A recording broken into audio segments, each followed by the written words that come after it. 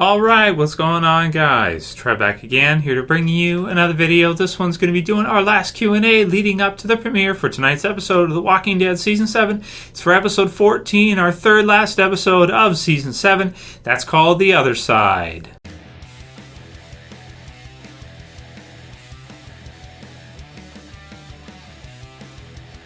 Alright, and spoiler warning, if you guys are not caught up for Walking Dead up to episode 13, of course, with tonight's premiere, episode 14. So just going to do some final, Q&A questions. I know you guys have sent through a lot this week, and want to get to as many as we can before tonight's episode, and then, of course, you guys can send me new rounds of questions for this week leading into episode 15. It's pretty crazy. It's gone by pretty quick for Season 7. Only 3 episodes left of the season. It's kind of nuts to think. But also, the kind of crazy part is I feel like we haven't really gone through that much of the comic book storyline. Going into this season, really just seeing the pacing and everything they decide to do this season is pretty crazy the way they stretch the story out quite a bit. So, but there's some good things about it too. There's some good add-ins and stuff that they included, like the Morgan part last week in episode 13, that of course was not in the comics at all, which I felt like was an amazing episode. So there's some good and some bad with it, I would want to say. The first question for this one is, Trev, what do you think of Into the Badlands Season 2 premiering tonight? So that is tonight, if you guys weren't sure. Into the Badlands Season 2. It did get renewed after the second season, and that's going to be tonight. I'm not a huge fan of Into the Badlands. I like it, but I'm not huge on it. I did do a review for the premiere of the series, and I felt like it's a good show. It's a good series by itself. It's very well done. I think the fight sequences are pretty incredible. Kind of that kung fu, feudal lord fighting, kind of heightened reality type of stuff with some really cool slow-mo special effects and everything is pretty amazing.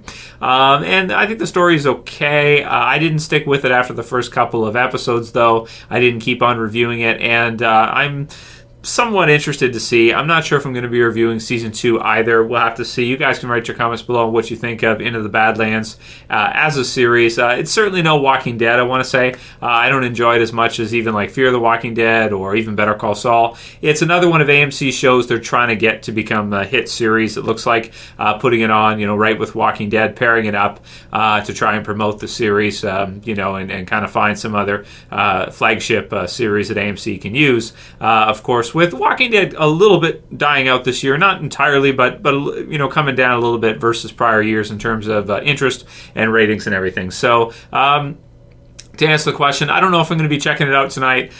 You guys can let me know, though, in the comments below what you think about it. And if you do get a chance to see it tonight, let me know if it was worth it or not, worth the time investment to check it out, and whether or not the story, whether or not you think it's worth it, to review, that kind of thing. Let me know what you guys think and how many of you guys are into it. Next one's from Thomas Teller, who says, Trev, Q&A. Question, I noticed Robert Kirkman has not written any Walking Dead episodes for the past 2 years now. Do you think he will write episode 100 for season 8? Your thoughts, want to hear your thoughts, and big fan, so thank you. So thanks, Tom. So that's really cool. I didn't notice that, but you're right. So season 8's premiere is episode 100 of the TV series. It should be a big episode, when they're already doing like a fan contest for that, if you guys have seen it in the commercials, where you can enter with a couple words, and if you win, you get to be a walker in episode 100. So obviously it's they're even starting to promote it already and make it a big deal, which it is a big deal. I mean, 100 episodes of a show is a lot. A lot of shows never get there, especially shows like The Walking Dead, that they're not like procedural. They have a long-running story. It changes, it evolves, it grows. It's not like a procedural crime drama where they can pump it out, cookie cutter, very easy to do type of show, which is what what NBC wanted to turn The Walking Dead into. Thank God they didn't. So episode 100 should be really good, really excited for it. But that's a good comment that maybe Robert Kirkman could be the one to write it. That would be really cool. I would really like to see that. He hasn't written an episode in a couple years, that's true. I think he's probably just too busy, because I think, you've got Walking Dead, you've got Fear as well now too, and I think that the original Walking Dead is a huge hit, so they may not need to have him work on that too much more already. They've got the comic book series stuff to work with, and it's in good hands with Gimple. Maybe he's been working more with, Fear the Walking Dead, which I do know he was working with at least a bit for the first season, and so we'll see. But of course, he's got a lot of stuff going on because he's got the Walking Dead comic series, he's got Here's Negan, he's got Invincible, which is wrapping up. I'm not sure if Outcast is still being released, and then there's Fear the Walking Dead, there's the video games, and also the Walking Dead TV series, which he's still loosely involved with, I want to say. I do think he's involved with the writing process of each season, at least a little bit. So, that's a lot of stuff to worry about. Maybe he's not going to be able to write any more episodes for it going forward due to how busy he is. But you never know, because Invincible is wrapping up this year. So maybe that will free up some time for him that he doesn't have to write, the issues for that, because that's been a huge series for him as well, too. Right up there, close to The Walking Dead. Never got the same success as The Walking Dead, but it's been long-running, just about as long as Walking Dead, and huge series that sometimes go on hiatuses, but I think it actually started before Walking Dead, although don't quote me, I gotta look that up.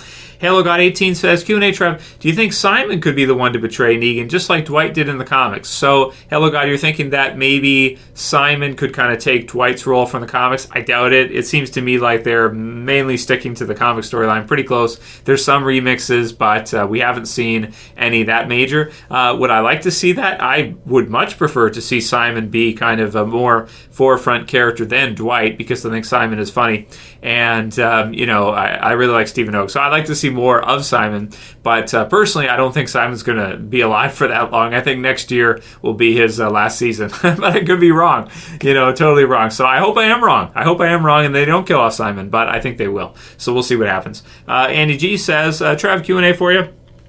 The part when Jared shot Benjamin and Morgan was trying to treat Ben's wounds, he said, Diane, we need to drive to Carol's. Morgan yelled, we loaded her up with medical supplies. We need to stop the bleeding. He's not going to make it to the kingdom. Do you think that the Saviors would have heard that and gone after Carol? Here's the article from comicbook.com. So I guess comicbook.com did an article on it.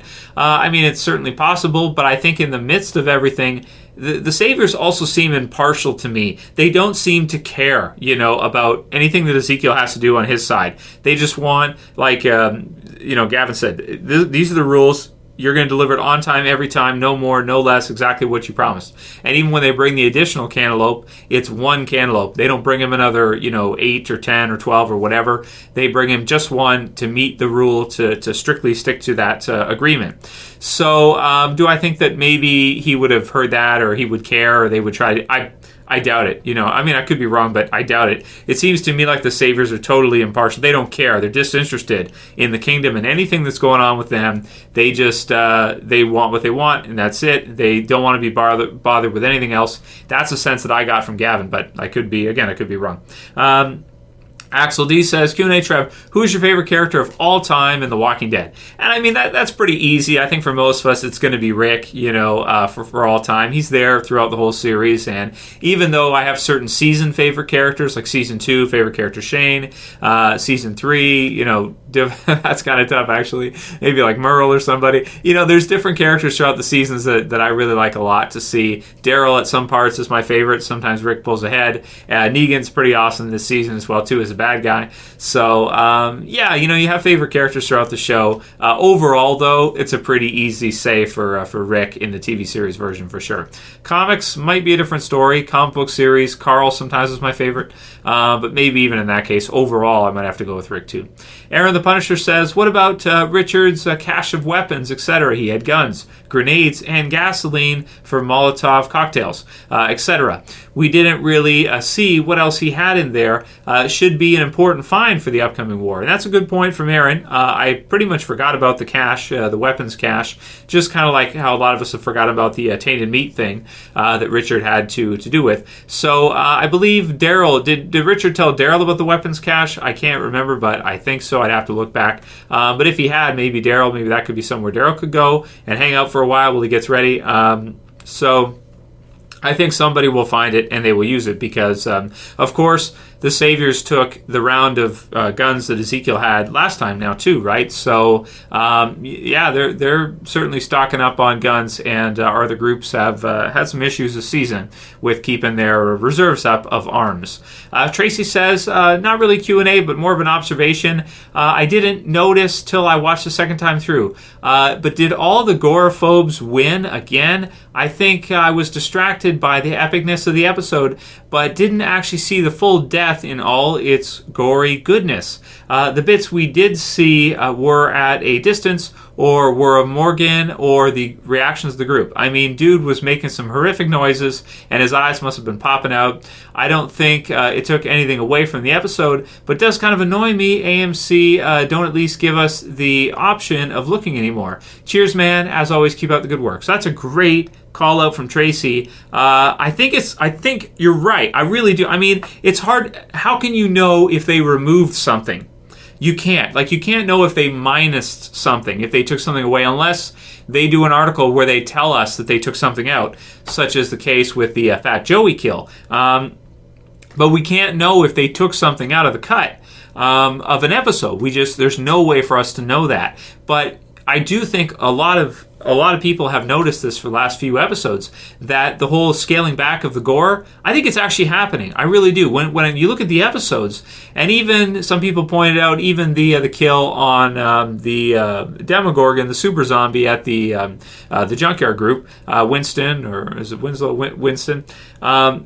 People even thought that was kind of drawn back a bit, and they thought that the actual kill would have been more gory, and that they didn't even show us that. But you're right, when we see Morgan kill Richard, there's like a couple flashes of him bashing Richard's head against the pavement, which is pretty brutal. But I almost want to say, I think you're right. I think that they could have shown more of the kill, right? And they didn't. And sometimes they usually do. I mean, if you look back to some of the scenes and everything, from earlier seasons, they usually show us pretty much everything. You know, when they show the hunters, for example, and they've got Bob, and they're eating his leg. You know, they show the meat and everything. They're chowing down, and then you see him, you see the leg. That's pretty brutal stuff. When they cut the guy's throat in No Sanctuary, Sam,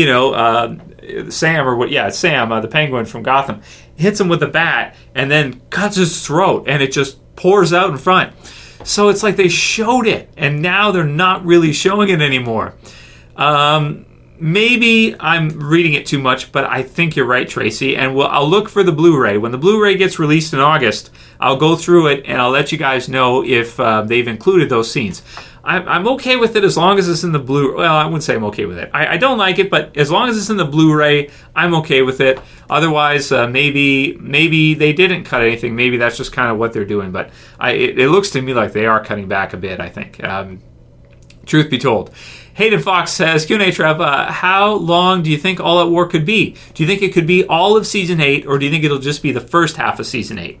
So for All Out War. I'm thinking I was thinking the whole season, because in the trades, there's Part 1 and there's Part 2. But because it looks like they're setting it up so that All Out War is literally starting right at the end, which would be like episode 100, Season 8 premiere, like it's just starting right off there. Maybe it will be a clean half, and maybe you're right. Maybe we won't see it go all the way through the entire season. But either way, whether it's the whole season or half, I'm okay with it as long as they do it justice. As long as, and again, scaling back on gore, stuff like this, that doesn't help with the war. I want to see that kind of stuff in the war.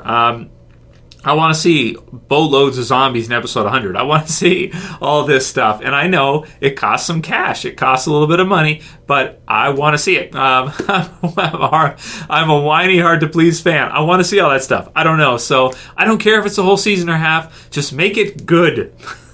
But based on this pacing, I'm thinking they're going to stretch it to the whole season. The only thing is, though, sometimes when you get into action, you can buzz through it pretty quickly, because you could have like one episode where you go through like a whole trade or something. Like, for example, the No Way Out battle in Season 6. That episode covered a lot of content in like one episode, right? So, but I loved it, and it's like my favorite episode ever. So maybe that's a good thing.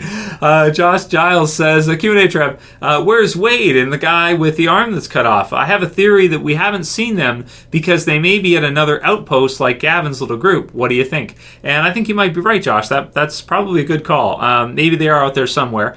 We did see the guy from the hilltop that was in the season 6 part where they attacked the one outpost. So I almost thought they had forgotten about him even being in the show and that he kind of disappeared in the background forever. But it looks like they're putting pretty good effort into bringing those people back. So maybe you're right. Maybe we will see them, and maybe they'll be important, later on, either maybe the end of this season or season 8. Probably season 8. So I'm hoping to see them again since we saw the hilltop guy. Anthony G also said, "Hey Trev, have you noticed that we haven't seen Carl since episode 9, Rockin' the Road? Do you think the actor Chandler Riggs was probably in college during the time of filming the show? Maybe not even, bro. Maybe it's just that, and I hadn't even really noticed. No, to be honest with you, there's certain, cast members that haven't been in a few episodes, and it's like I don't really notice because it's just that's the way the show has been. If you look at the second half, how many has Negan been in? He was in the one with episode 11, of course, and then aside from the radio, is he even in the other episodes? I don't think he's in any of the other episodes, is he? And he might not even be in this week's episode. So again, it's the show's really big, and they're doing it on purpose, and they got to save some money, I guess, too. They got to watch their budget. They don't want to, overdo it and then have the, have the show become a loss or something and then get canceled. So in a way, it's a good thing. But another way, I'd like to see as many characters as we can each episode, rather than them just focusing on a certain section. In a certain location. And that is weird that we haven't seen him for that long, since episode 9. Josh Shaw says, Q&A, Trev, do you think Carol could be killed off in All Out War? Well, if she ends up being Michonne, which people brought up yesterday in yesterday's Q&A, probably not. It's Carol. She'll probably be a long-term survivor. That is, assuming Melissa McBride still wants to do it. Because eventually she might get tired of doing the series and be like, all right, kill me off. It's been 10 years or something. I'm done with this shit. Just kill me off. Next one is, which savior would you rather see killed by Shiva the Tiger? Dave the creepy asshole or Simon?